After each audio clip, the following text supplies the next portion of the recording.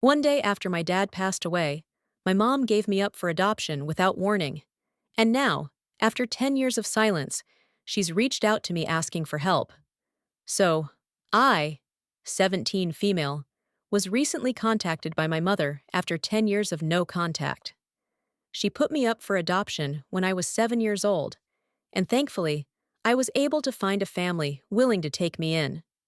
For the sake of clarity, while I'm narrating what happened, I'm going to be referring to my biological mother as Rebecca and my adoptive parents as Mom and Dad. Rebecca had me with my biological father when she was probably around 20 years old, and she had to drop out of college because of me. But my biological father completed his education, and they got married right after he graduated. When I was around 3 years old, he was diagnosed with leukemia, and he passed away shortly after I turned 7.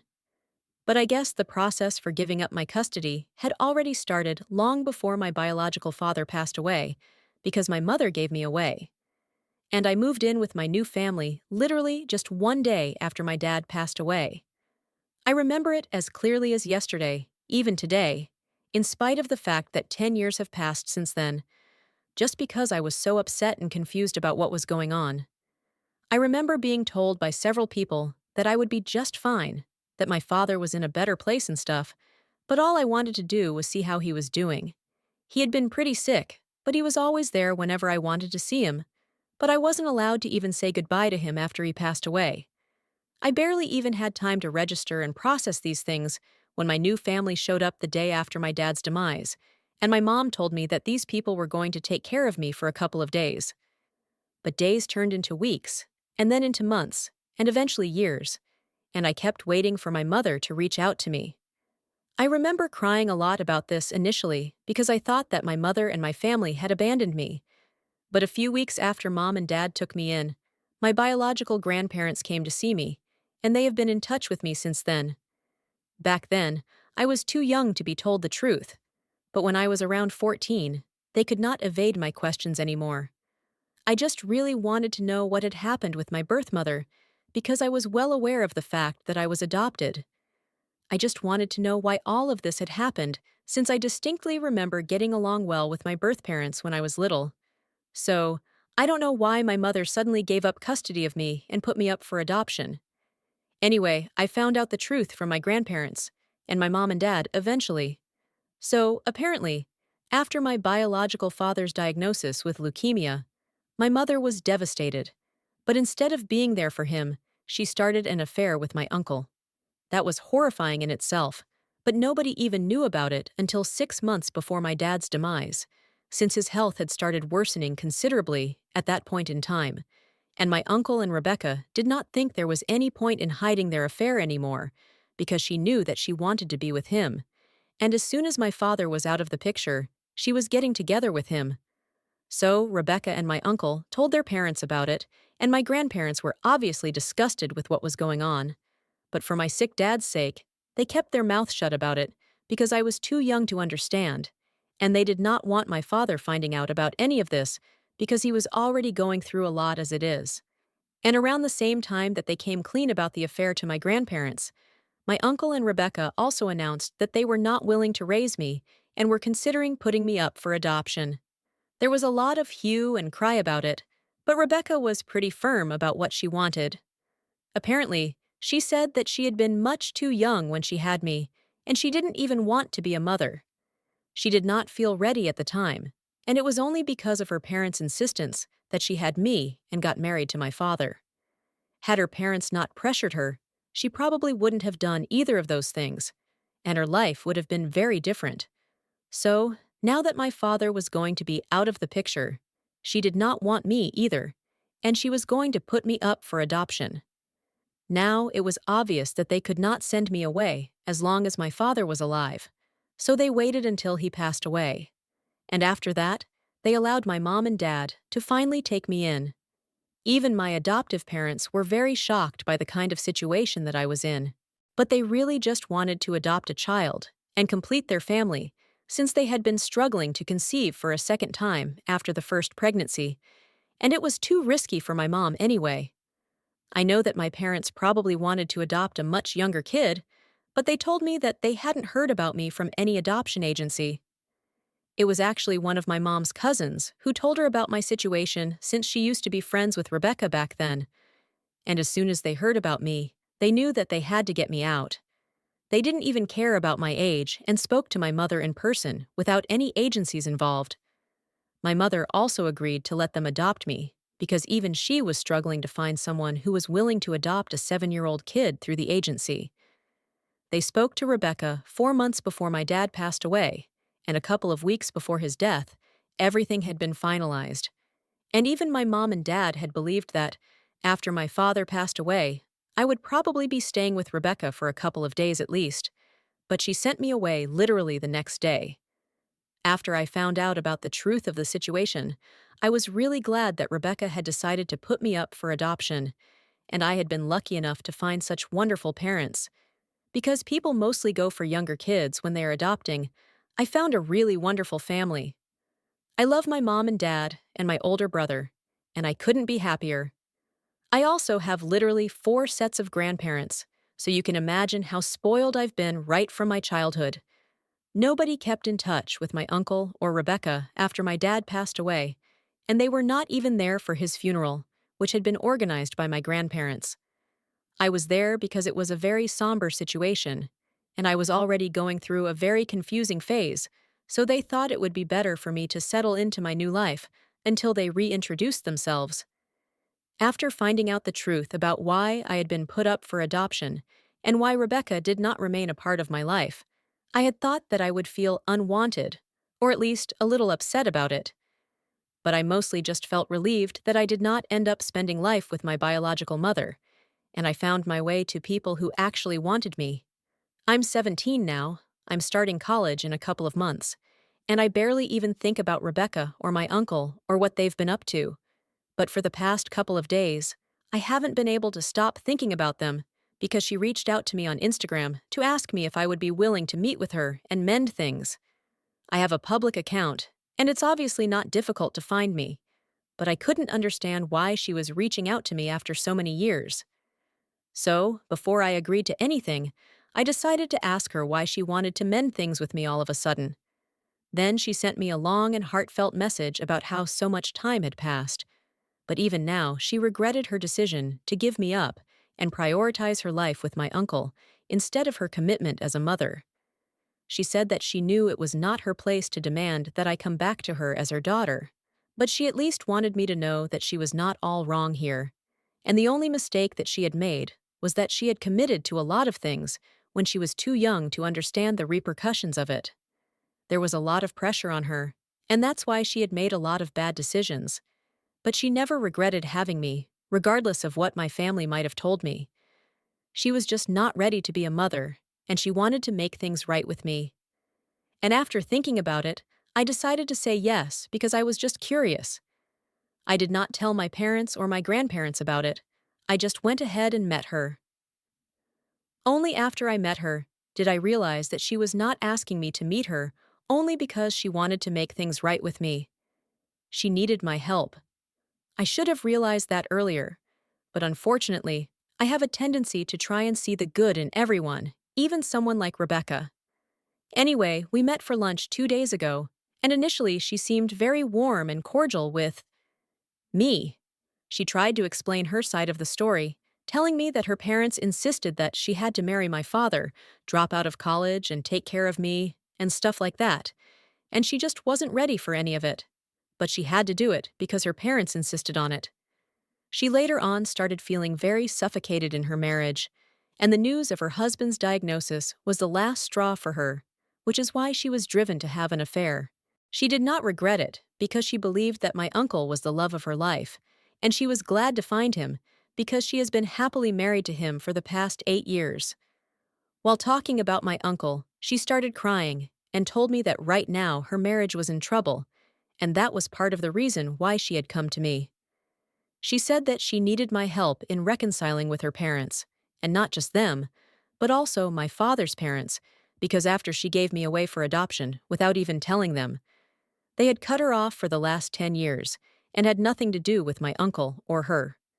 Both of them had been fine with it in the past, but for some reason, My uncle had recently started fighting with Rebecca a lot because he wanted to reconcile with his parents, and he knew for a fact that they would never accept him back in their lives after everything that had happened. And for some reason, he was blaming Rebecca for it because he believed that if she hadn't been so hasty in giving me up to my adoptive parents and had waited for a bit, then things wouldn't have gone so sour between all of them. So now, the only solution that she could think of was to get me to talk to my grandparents and convince them to reconcile with my uncle and her. And maybe then, she could save her marriage from falling apart because she and my uncle had been fighting a lot over the past couple of weeks, and she couldn't think of any other way to deal with the situation apart from this. Honestly, there's nothing that I regret more in my life than having gone to meet that woman, because clearly she was not there to genuinely apologize to me, to offer an explanation to me, or even to make amends like she claimed. She was only there because her marriage was in trouble, and she thought that I could help her out. If I could, I don't think I would want to do that, because she does not deserve my help after how selfish she has been. After hearing her out, I told her that her crocodile tears were not going to work on me, and I was about to leave. But she said that if I had been in her place, I would have understood her situation better. She said that she had been forced to become a mother when she wasn't even ready to do it mentally. And in spite of that, she had tried her best to be a good mother to me. If I couldn't even see that because I was so brainwashed by my family, then that just meant I was no different from the rest of them. That just really ticked me off, because so far she had only been a mother to me for 6 or 7 years, and even then she had all the help in the world. And I was pretty confident that she had not been told to drop out of college by my grandparents. That was her personal choice. They had told me several times that my mother had chosen to give birth to me. They had not insisted on anything, but had only advised her to have me and then see where it goes. She was the one who misconstrued it as pressure from them. And if it came down to choosing whom to trust between those two people, I would obviously pick my grandparents. So, I told her that she could sell her bologna somewhere where people would be stupid enough to buy it, since I was not. I told her I did not believe a word of what she was saying, even though I'd been willing to give her a chance to be honest and make amends with me, like she said she wanted to. But she had cheapened her apology by trying to get me to fix her relationship without even trying to do it herself first. I told her that I was not obliged to do anything for her since we did not have any relationship. She might have given birth to me, but it was my mom who had raised me, not her. Then I walked out of the restaurant and went back home. After that, and once I got back home, I realized that she had texted me and it was a voice note of her crying. I could tell that she was still inside the restaurant because I could hear the background noise. And that's why I felt a bit guilty, because I'm pretty sure you have to be really devastated to start crying like that in a public space. Anyway, she was crying and saying that it was really horrible of me to say that we did not have any relation, because no matter what had happened, she was still my biological mother, and I was her flesh and blood. And regardless of everything, she still considered me her daughter. But I don't know what to tell her. I really just don't consider her my mother anymore. And I don't really want to feel bad about it because I don't think it's necessary. She hasn't been my mother for the past 10 years. I just feel messy and conflicted because of the way she was crying on the phone. And even now, I haven't been able to bring myself to block her. I don't think of her as my mother, but she's still a human being who had a connection with me. So, Edie for telling my biological mother that I don't consider her my mom anymore? Edit hi. So I thought it was very clear in my post that I haven't told my family about it. I don't think they would be on board with my decision to go meet Rebecca, and that's why I did not tell them before I made my decision. I know I owe this to them, and I'm definitely going to tell them, but for now, I just wanted this to be something that I made a call on by myself. Besides, I knew that if I had told them about it, they never would have let me meet her, because all of them hated her, and rightfully so. I know that for a fact. I guess I just wanted some closure, and that's why I went to meet her in the first place. I didn't know what I was expecting. I knew that she was going to apologize, and I just wanted to talk to her one last time. I guess it's just that her reaching out to me brought up a lot of mixed emotions, and I guess I wasn't thinking straight. But whatever it is, I did go to meet her, and it's done now, and I don't think I would change my decision if I could go back in the past and do it. I needed some closure, and I got it, and I don't regret what I did.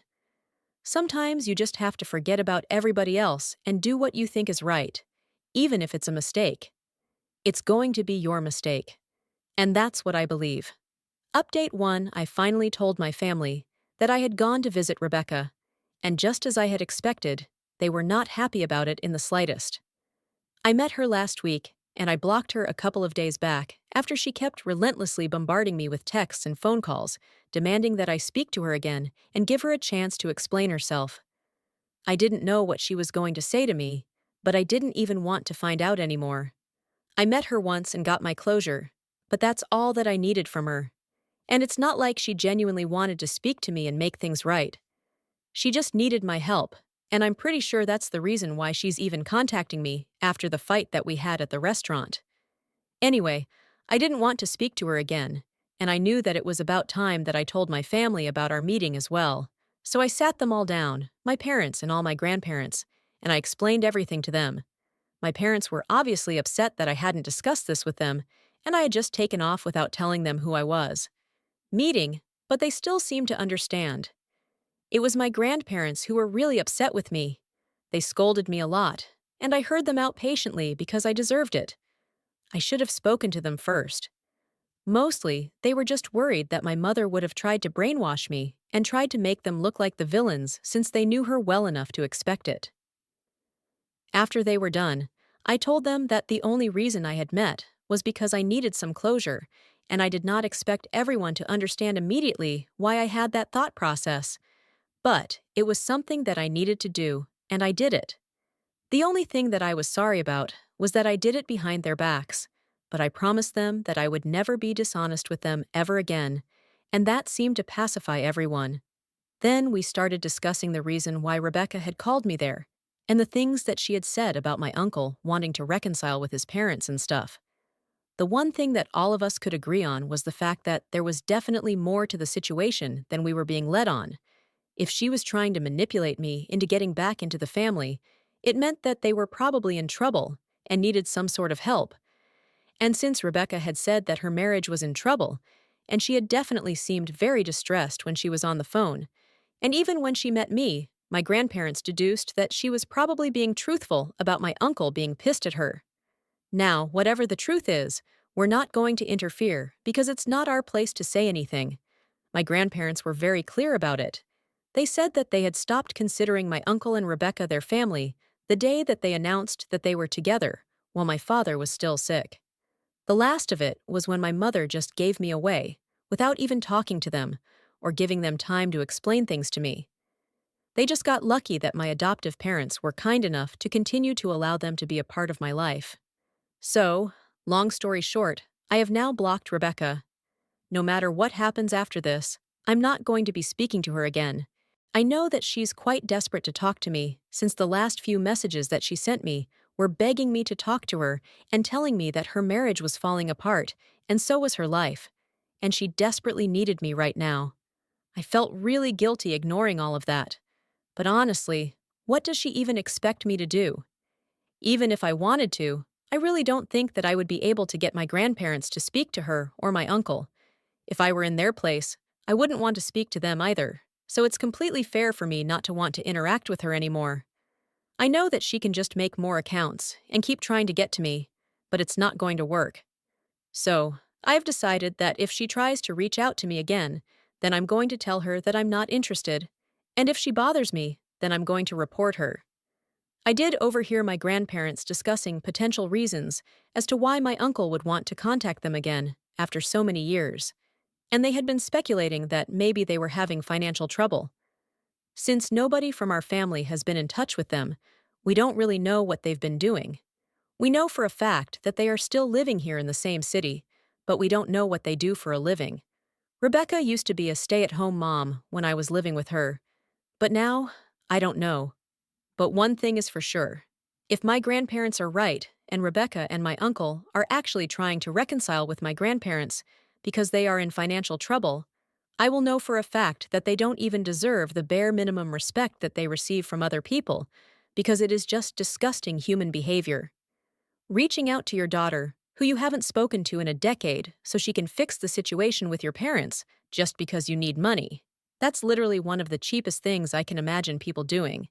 And yeah, I really hope that she gets her comeuppance if that's actually the case here. Update 2. Hey! So she reached out to me once again today. I had blocked her everywhere about 10 days ago, and after a week passed without any sign of her reaching out to me again, I thought that she had given up. But somehow she was able to find out where I go to school, and I guess that's why we shouldn't put out our personal information on public platforms. It was a lesson learned the hard way.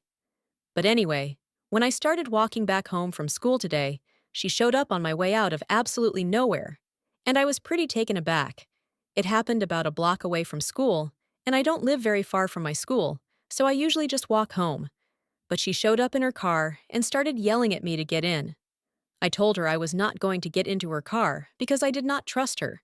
And I said that if she insisted or tried to create drama, then I would start screaming right there in the middle of the street, and then she would be done for. She just told me she was not here to fight with me or bother me. She just wanted to talk to me. And she did not even care if I was not going to help her reconcile with her parents. She just wanted to speak to me and reconcile with me, at the very least. She claimed that everything had gone wrong the last time that we met, and she just wanted to make up for everything. She knew that I was going to misconstrue everything that she was saying as fake and think that she was putting up an act. But she wanted to tell me that that was not the case, that she really would love to make things right with me. I could literally hear how desperate she was in her voice, and I don't know why. I know I should have felt bad for her, but I just felt annoyed. So, I told her to leave me alone. I did not want anything to do with her, and that's when her true colors started showing again. I'm actually pretty proud of myself for not falling for her act the first time around, since she was pretty good at pretending that she was sorry, and she really wanted to make things right with me. Anyway, as soon as I told her to leave me alone, I guess I had a bit of a talk, and she completely freaked out at me because of it. She started cursing at me and said that she was trying really hard to talk to me politely, but if I was going to be like this, then she was going to make sure that she screwed up my life. The woman literally started threatening me, saying I had better watch my back and stuff now, but I just found it very amusing because what was she even going to do? Anyway, I just continued to walk while she cursed at me, and eventually, she just drove off after flipping me off, and I was so relieved. Once I got back home, I told my parents about it, and once again, everyone gathered around to discuss what was going to be done. Since she has threatened me, we have grounds for a restraining order, so we are guessing that we are probably going to go that way, and I don't have an issue with it. I would actually prefer that, so that she cannot bother me again and again. Update 3. So, a couple of days ago, my parents filed for a restraining order against Rebecca, and after she was served, that's when my uncle decided to reach out to his parents finally, and just like they had predicted, it was obviously because of money. They had been running a confectionery together for the past couple of years, but it has not been doing well for the last few years, so they were in desperate need of money. But they knew that if they reached out to their parents directly, it would not work, and that's why they came up with this whole act. But unfortunately, Rebecca lost patience with me, and it screwed everything up for them. So, who knows, they might even get divorced because of this, and I'll be the happiest person if that happens. My uncle is still trying to suck up to his parents, trying to get them to give him some money, and he keeps saying that he has nothing to do with the way Rebecca behaved with me. But as their only son, he deserves to get some help from them. Rebecca, on the other hand, is taking a very strange approach and has decided to be as nasty as she possibly can to her parents and me, and has been talking crap about us online without any fear of the consequences. All that's doing is making our case stronger, so I hope she continues. We are pretty positive that we are going to be able to get the restraining order against her because it's pretty obvious that she is unhinged now. I don't even know why she's fighting it, because the other day, she made it pretty clear that she wants nothing to do with me anyway. It doesn't matter in the first place because I'm going to be leaving for college in the fall, and I don't think it's going to be likely for her to show up there since she's struggling with money. And regardless of whatever happens, my parents and my family are always going to be by my side, so I don't really think that I have anything to worry about.